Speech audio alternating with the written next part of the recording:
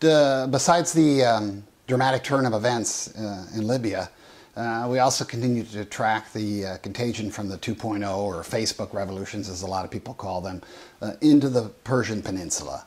And there, from top to bottom, Syria, Jordan, Iraq, Bahrain, Saudi Arabia, Yemen, all of them experiencing some level of unrest. So the question of who falls next, well, we think it's pretty clearly going to be Yemen.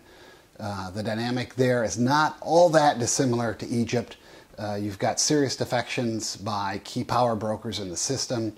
The tribal leader has already gone over to the side of the protesters. The primary religious leader has already gone over to the side of the protesters. And recently the top, most respected and feared military leader also went over. So we basically argue that President Abdullah Saleh's days are numbered. The fear here, of course, you've already got secessionist insurgencies both in the north and the south.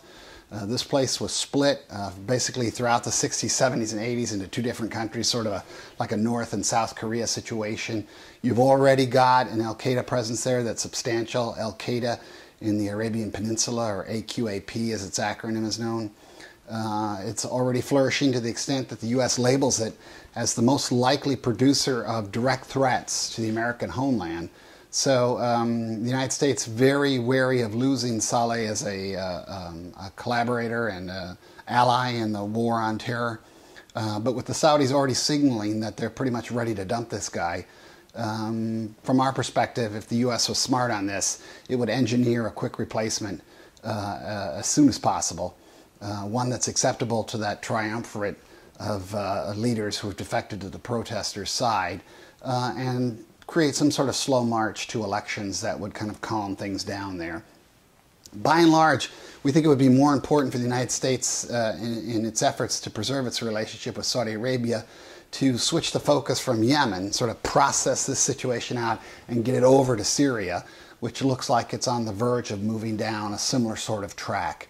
When you get the attention and the dynamic shifted over to Syria, then you're into an area of more comity between the United States and Saudi Arabia, and also more overlapping interests between the United States and Israel, because there you're looking at the potential to roll back Iranian influence. And that would make both the Israelis and the Saudis happy.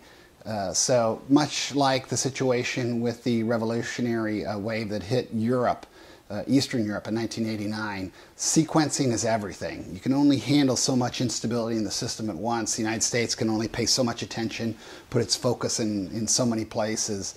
If you're working in Libya and North Africa right now, you're trying to maintain the evolution positive in Egypt. You're obviously trying to contain Iran at the same time. Best not to let this Yemen thing blow up too big. Best not to let it serve as too much of a destabilizing influence on the Persian Gulf in general. Process it, shift the attention over to Syria, and put it in the realm where you make your traditional allies, Saudis and Israelis, more comfortable with your approach, and really stick to the focus that has dominated America's thinking about the Persian Gulf, going all the way back to the Carter Doctrine, and that is making sure that no power dominates the region. And although the Carter Doctrine was about an external power, and that's usually been our fear in the past, clearly the last several years it's all been about Iran. And so Iran becomes and remains basically the key decision-making point in terms of America's approach of where and where not to intervene in the 2.0 Facebook revolutions.